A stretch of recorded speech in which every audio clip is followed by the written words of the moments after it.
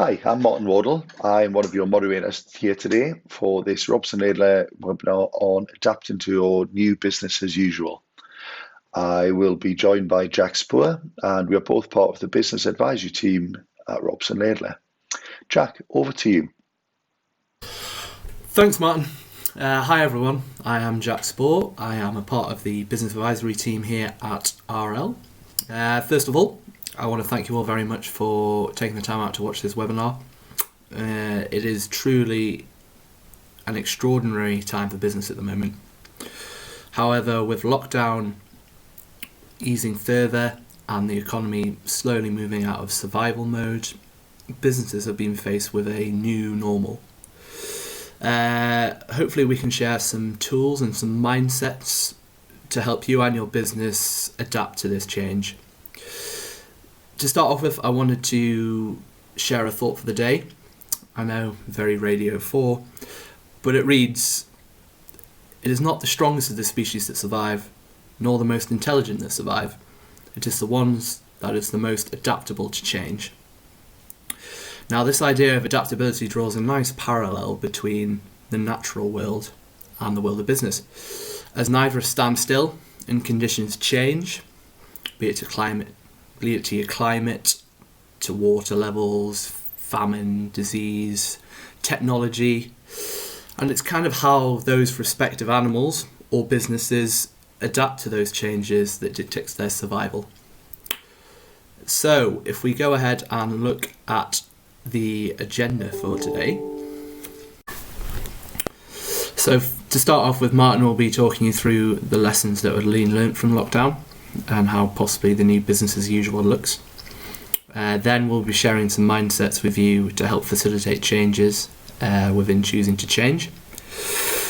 Then, with both the fundamentals of adapting your business and leaving no stone unturned, we'll kind of give you some hints and tips on how and what needs to change within your business before pulling everything together at the end with pulling together a cohesive plan for the changes you intend to make. We can then discuss how we possibly can come into the picture to help you with any changes if you feel necessary, and then also some funding support that's available to you should you wish any assistance from us from external funding bodies. So without any further ado, Martin, if you want to get cracking on with a lesson from lockdown. Thanks, Jack. Yes, first I want to put some context into the time in which we're given this webinar. So before lockdown, we had business as usual. Everything was as it was. It was what you knew. It was what you'd always done. It's what you thought would always be. Then, of course, we had lockdown, and that was the start of business as unusual. Everything changed. And even as lockdown restrictions are lifting, we still have business as unusual. And that may seem like a funny term, but it references the fact that consumers and customers, clients, patients, whatever it is that you do to raise money from people, they're in a funny position. They can't often travel to you in the same way. They can't come to you. You can't have as many of them in your premises as you want. Everything has changed.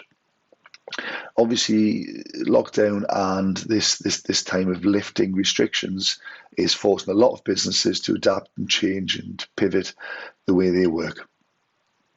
What we will eventually have as lockdown continues to be hopefully released in time, you will have the new business as usual. It's very important that you plan for that. It will be a very unusual business indeed that will not need to adapt in some way to a new business as usual. And in the words of Charles Darwin, it is the most able to adapt or the most willing to adapt that will survive.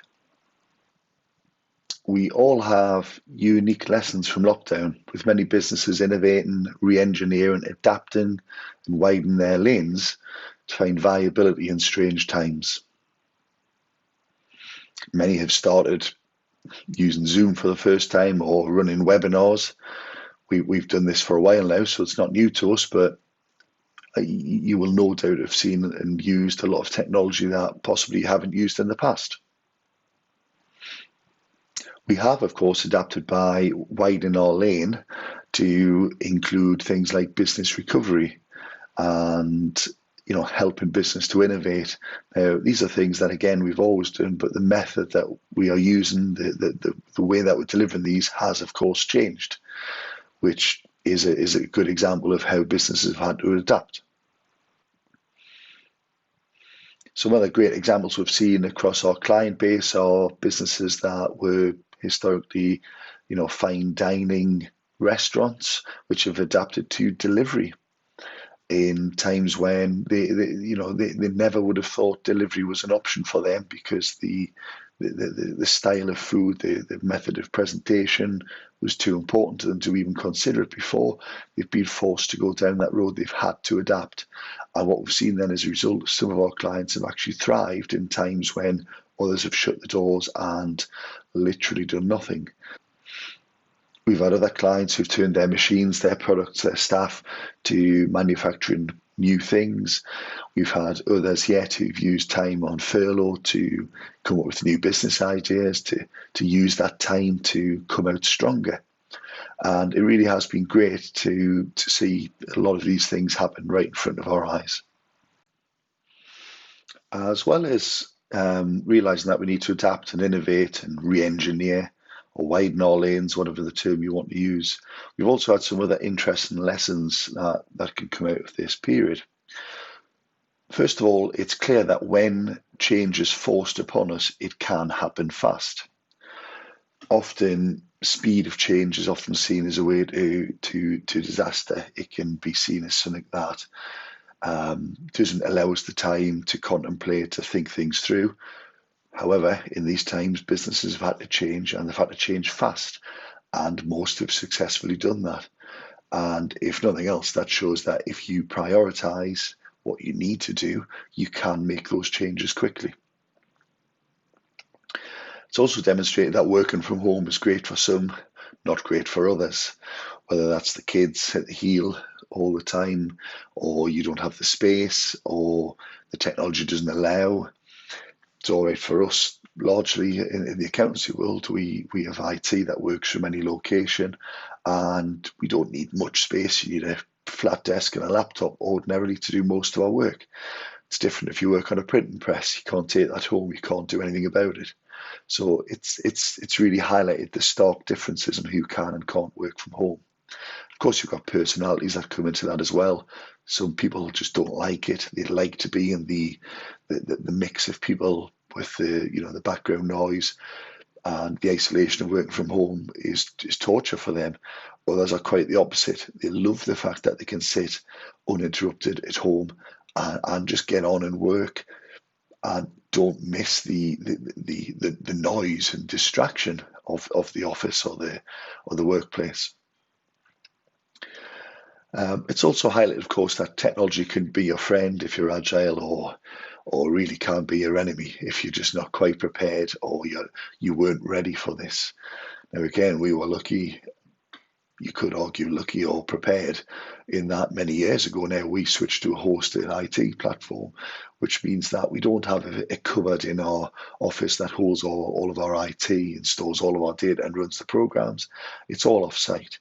The good thing about that is we could take our laptops home, turn them on the next day, and work from home completely uninterrupted.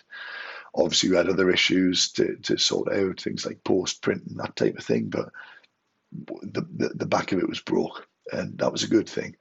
Other firms or other businesses basically lost a couple of weeks while they caught up, for want of a better word. It's also highlighted, of course, that having a pot of cash for that rainy day isn't just something that's nice to have. It's kind of demonstrated now that all the times that you spoke to your pessimistic accountant and they've said, you should really be running with more cash, it wasn't just something that would be nice to have. It's proven now that it is essential to have. So, we know that we need to change and adapt, but is this enough? Think about the things you've had to change as a result of lockdown. Were these changes that you were always meaning to do but never got around to doing? Or did you make changes and then revert back to the old way of doing things? Hey, change is not easy. but it's still essential in the current environment. We will now share with you 4 mindsets that will help you make change more easily going forward. The first of these is the all-bed philosophy. Now, in times of crisis, we have 2 choices about how we can respond. We can either act below the line or above the line. Now, below the line thinking would go something along these lines. You would blame someone else for bringing the virus to our country. You would make excuses for why there was nothing we can do about it. Or you'd go into denial that there was even an issue, and in doing so, put yourselves, your team, and your business at great risk. It's amazing how many global politicians seem to have taken this line, but I digress. Alternatively, we can act above the line. Now, this is where we take ownership that we can and must do something to protect ourselves and our businesses, even if that decision is to remain closed. We recognise that we are accountable to our team and our customers at their time of greatest need, and take responsibility for protecting our team, our customers, and our business from these difficult times. Now, this seems to remind me of an article I read a couple of weeks ago in the Evening Chronicle, which explored why several pubs were refusing to open shortly after the relaxation of the lockdown. And it seemed to tie it very largely with above-the-line thinking, as various pubs seemed to take ownership and responsibility for the issue of enforcing social distancing, recognising that it was virtually impossible to do, and therefore on those grounds decided the best course of action was to remain closed. Ultimately, they also recognised that they were accountable to their team and their customers, and therefore put their safety first above commercial means. So ultimately what we need to get out of this is that there is a fundamental mindset here, that we have a choice and must not take on the victim mindset in these times. Now we know we need to change. The 5 A's of change help us identify the steps that we need to take in order to make those changes. Remember, change is not easy, so it's okay to feel apprehensive. Now, the first step is to be aware. You need to be aware of what needs to change, why it needs to change, and what will happen if things don't change. So, if we use the hospitality industry as an example, we can appreciate that bars and restaurants are going to be one of the most significantly affected businesses for the most sustained amount of time, which makes awareness to them so important. They need to be aware of how social distancing is going to affect their traditional bricks and mortar establishments. They need to be aware of new possible revenue streams they can introduce to subsidise that loss of traditional earnings, and failure to do so will affect their bottom line and potentially their ability to continue trading. The next step is to accept that you must change. Now, this has historically always been a significant hurdle for some businesses, particularly those that have multiple directors or owners who have competing philosophies. However, with the rise of the COVID-19 crisis, there seems to be generally more willingness and consensus in the boardroom to make those changes. The third step is to take action, as without action, nothing will change and your business will struggle to recover. And the most important and often overlooked step is documenting your changes, potential changes, in a plan. So many times have we had conversations with business owners who have either not pulled together one of these plans or has one in their head and hasn't written it down. But what we often say is that if you're trying to roll out changes across the business, particularly when you have multiple members of staff, it's impossible to do so without communicating it with their staff. Likewise, having something written down on paper adds a certain level of finality and permanence, which will help with our next step, which is accountability. Having someone independent to hold you to account is vital and often incredibly difficult to do, especially for an SME, as they often have very entrepreneurial structures where the business owner is often wearing multiple hats and making the decisions. So without someone independent to come in and force that business owner to do something, make changes, it can prove very difficult. And the final thing to consider is, when enforcing change, is acknowledgement and celebrating success. Now, this can be for anything from big to small. If we return back to the hospitality example, the likes of restaurants should be celebrating the first takeaway sale that they made, because ultimately that was a pipe dream 2 or 3 weeks previously, and then suddenly accessing revenue which they wouldn't previously have had. Now let's talk about the atomic habits mindset. Now, this was theorised in a book by James Clear. If you haven't read it, then I would highly recommend doing so. It basically suggests that change can be affected on 3 different layers. The first level is changing your outcomes. This level is concerned with changing your results. So in terms of business, you'll have financial results, such as specific turnover, profitability and cash flow targets, or non-financial results, such as client churn or employee retention, for example. The second layer is changing your habits. This level is concerned with changing your processes and systems. So this could be as simple as changing how you market your product to how you conduct meetings with customers and suppliers. And the third and possibly deepest layer is changing your identity. And this level is concerned with changing fundamental beliefs, worldviews, judgments, both of you and of the company or business.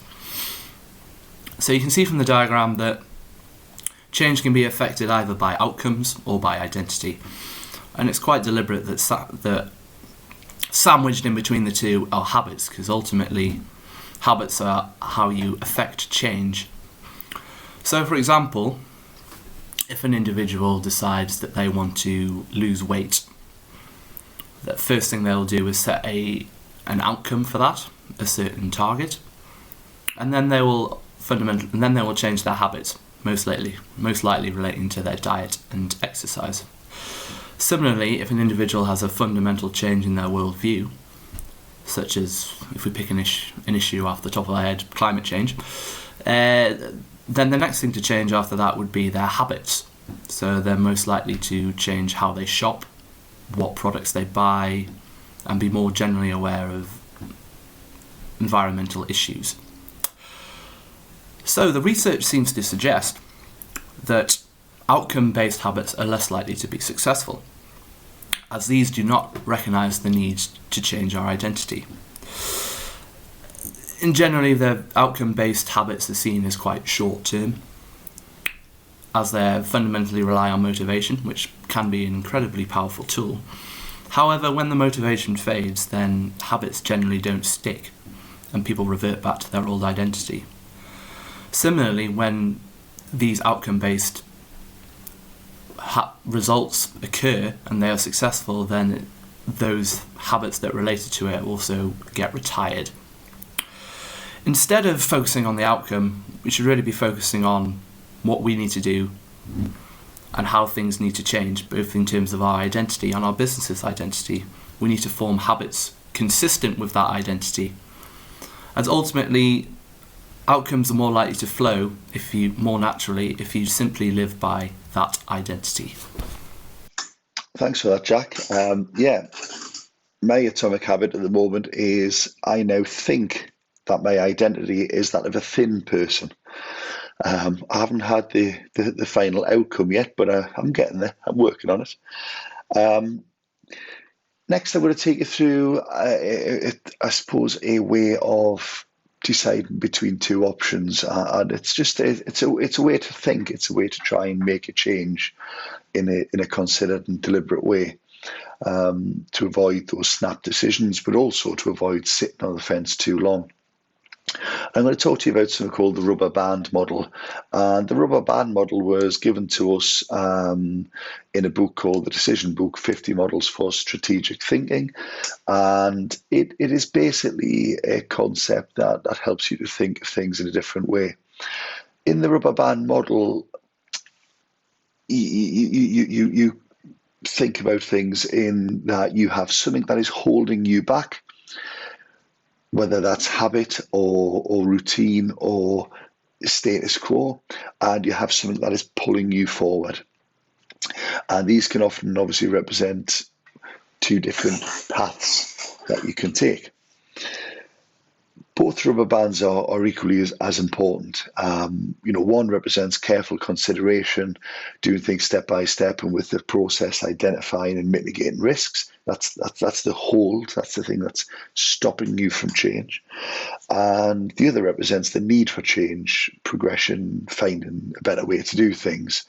And by analysing what's holding you and what's pulling you, you can generally make a more considered and carefully balanced decision on the way forward. A great example of this is, I've mentioned already, the use of Zoom. Now, if you said to someone a year ago, when would you use Zoom for a client meeting, or to have a chat with a sales rep, or a team meeting to keep up with your team, or something like that, you probably discount it in the most situations and say, we don't need to do that. We've got a room where we just get everyone in. Of course, you had no option when lockdown started and everyone was sent home. You had to come up with a way forward. And the thing that was holding you back was no longer relevant. Why would we change? It works fine as it is. Wasn't really strong enough. The pull, the change that was necessary was, well, we've got to find a way to do it. We need to do it fast. So, that's a good example of the hold and the pull within the rubber band model. So now you know what adaptation is. It's innovation, it's re-engineering, the reinvention of a service or a product, or the widening of your lanes. And we've got some powerful mindsets to help us change, whether it's ORBED, the 5 A's, Atomic Habits, or the rubber band model. What are the fundamentals that we need in place to adapt our business? You should always take a team approach, first of all. It's highly likely that your team have many great ideas on how you can improve your business or adapt and go through these times. Always make sure you involve your team, seek their opinions and ask for their approach. If nothing else, they're more likely to buy into something that they've helped to form. Make a plan. During lockdown, it's likely that you've thought of many ideas for how to adapt. If there's more than one owner of the business, there's a risk that you'll have different diverging ideas. Making a plan ensures that you get alignment and clarity, and ensures that you're more likely to basically take those ideas on board. Come up with a budget. A revised personal budget with trimmed costs helps reduce the cash flow strain on your business. A revised business budget will give more certainty and control.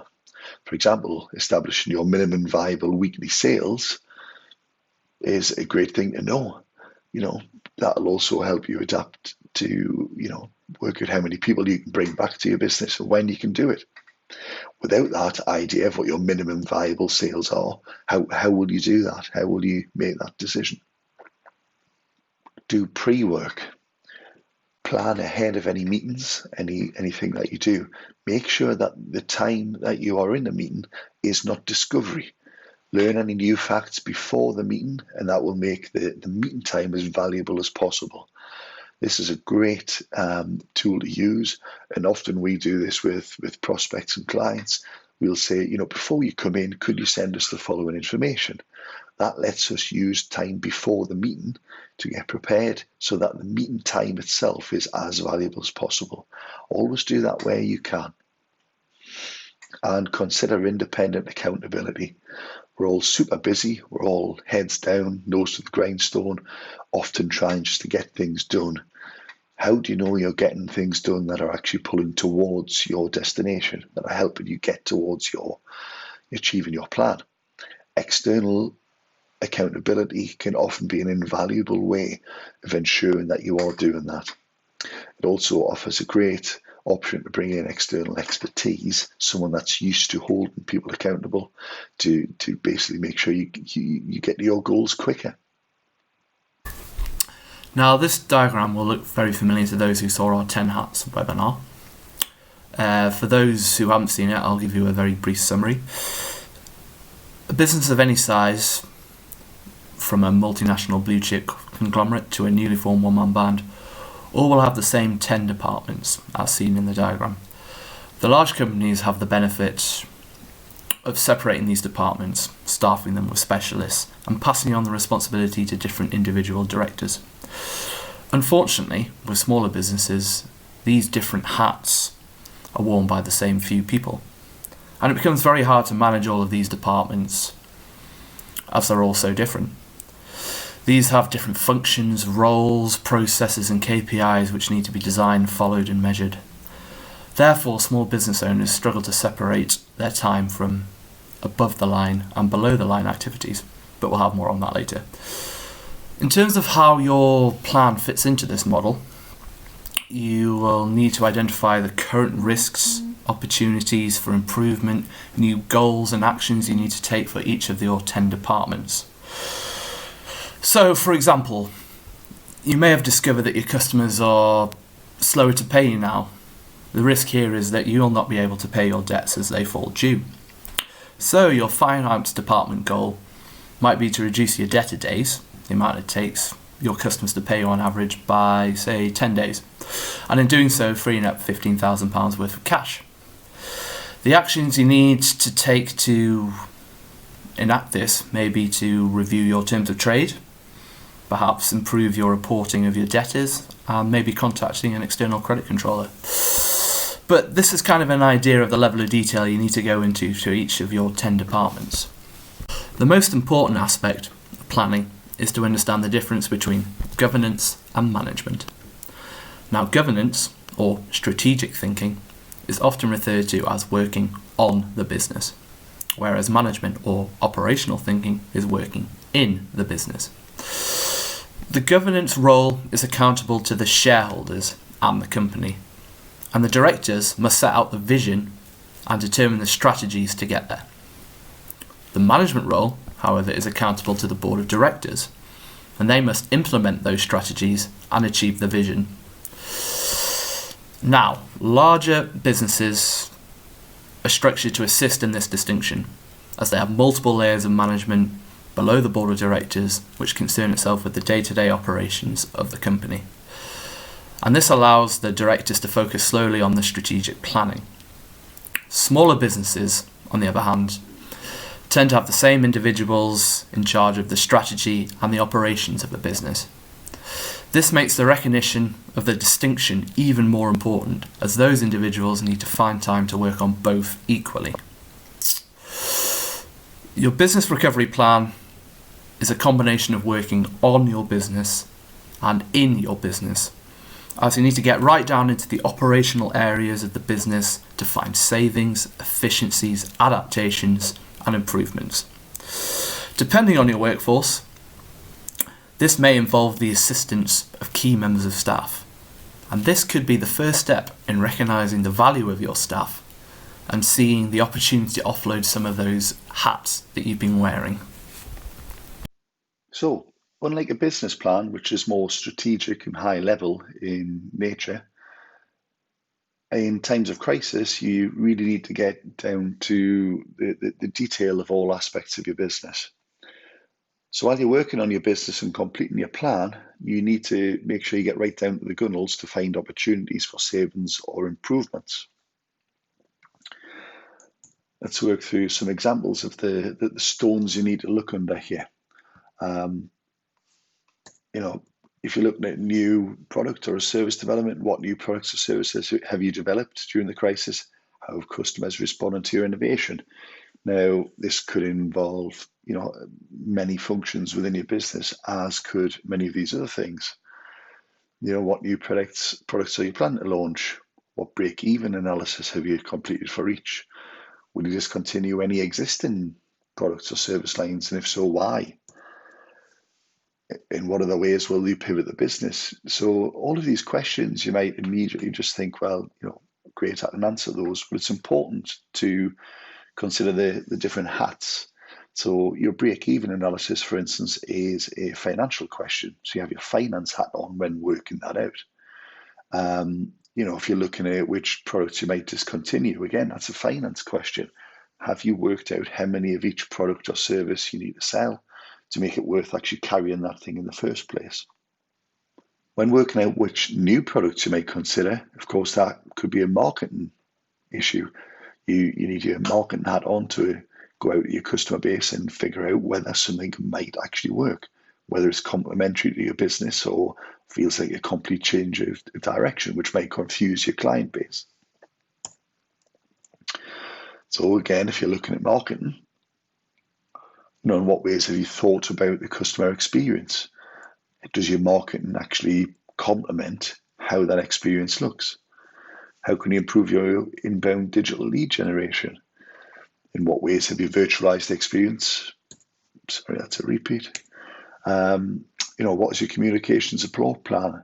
So again, it's not just here about, marketing, which could be seen as how can we make this thing look good. You've got to consider all aspects. If any of these things involve changing your teams, changing the way they work or what they do, you've got to have your HR hat on. And hopefully you see that none of these things stand in isolation. Some more examples here. If you're looking at your suppliers and your supply chain, again, you're going to need to keep you're going to have to look at the legals. You're going to have to look at the prices of products. If you're buying new things, make sure everything works from a financial perspective. If you carry out this exercise in that kind of detail with each of the different hats on, you will find that you ask yourself different questions to what you ordinarily might have done. Now, it could be that in some of these questions, you don't need 10 hats. There might only be 1 or 2 or 3 hats, but it is important that you work out the approach before you just go ahead and look at these things. A good example of this, of course, is with your finance hat on. You might want to make sure there's no money being left on the table. One of your biggest expenses in a good year could be tax. And I think it's important that you look at that. Yeah, Martin, I think you made a really good point there. This is kind of something very similar that I covered in a video that I did a couple of weeks ago, looking at kind of smaller incremental changes that businesses can make before kind of looking at the larger, more wholesale changes that can happen. And one of the things I encourage clients to look at is considering an R&D claim.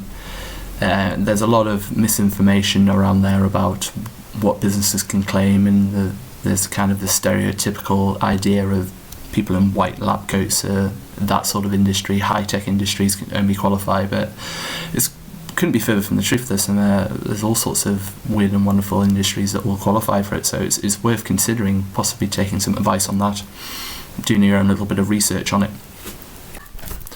So, now it's time to consider your next steps. Here's a useful model to follow to ensure that you get the results that you want and need. The formula states that decisions times by actions times by accountability equals results. But what does that mean? Decisions. You'll have literally hundreds of ideas in your head about what options you have in all aspects of your business across all 10 departments. By documenting these ideas in a plan, you're making positive decisions about what you will and won't do. Remember that what you say yes to is defined by what you say no to. Sometimes the plan is more about getting a clear focus on a few things you need to do that will make the most impact. So your decision right now could be simply to commit to making a plan. Actions. The plan will include actions that you'll need to do to adapt to your business.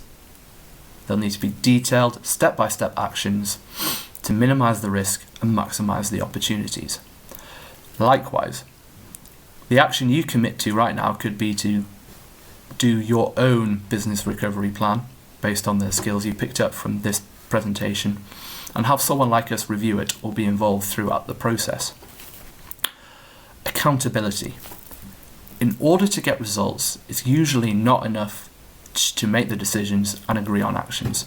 If you're anything like me, you'll need someone to hold you to account to complete those actions. Think about your school days. If you didn't have a teacher holding you to account for you doing your homework, would you have ever done it?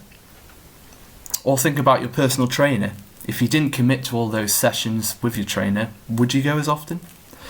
We're here to help to make sure that not only you complete the plan, but you get the results that you want. So, how can we help? Well, as you can see, we're offering free and complimentary business recovery review meetings, where hopefully we can provide the framework for you to go away and write your own business recovery plan. If you're still not comfortable at that point, then you can engage in one of our business planning sessions, where we can sit down together and write your business recovery plan together. We're also offering free one-page business plans to all of our clients. Now, this is a powerful strategic planning tool where we frame where the company is at the moment and where it would like to be, and try and work out and highlight key strategic areas and actions that need to be taken to make the transition between the two. Alongside that, we also offer monthly and quarterly coaching to those clients, where we use it as an accountability tool to make sure that clients are taking the necessary actions that have been discussed. Finally, we also offer individual modules and workshops such as the organisational review, which are designed and catered specifically for individual problems within clients' businesses. If you have any further inquiries, feel free to get in touch. Although we're confident that our services provide long-term value for money, we're perfectly aware that cash is tight right now and businesses may be unwilling to spend. Therefore, I thought it'd be worth bringing to your attention some potential funding options that are available through our partners in the local economy. We have the NEL Fund, which is providing unsecured loans to small businesses. We also have the fund set up by NBSL, which is providing funding for businesses up to 35% who are engaging in business advisory. So feel free to bring these up should you like to get in contact with anything that's been discussed today. Thank you, Jack, and thank you to everyone who attended this webinar. Also, thanks to anyone who watches this going forward. I will say that the information is, of course, correct on the day of recording, but things like funding change regularly. So please do get in touch if you are interested in funding of any type. As a way of thanking you for watching this webinar and attending the webinar, we'd like to actually donate some access to e-learning to a child in India. So for every person who watches this or has attended, we will actually donate 6 days worth of e-learning access to a child in need within India. This is part of our Buy One, Give One initiative that we are part of, which helps us work towards the UN's goals on reducing poverty and access to learning, clean water, sanitation, etc. across the world. So thank you. Not only do I hope that you've learned something today, you've hopefully got an idea of how to approach business as unusual going forward, but also know that you're doing some good worldwide by watching as well. Thank you very much. Any queries, please do not hesitate to get in touch with your regular member of the Robson Laidler team. Thank you.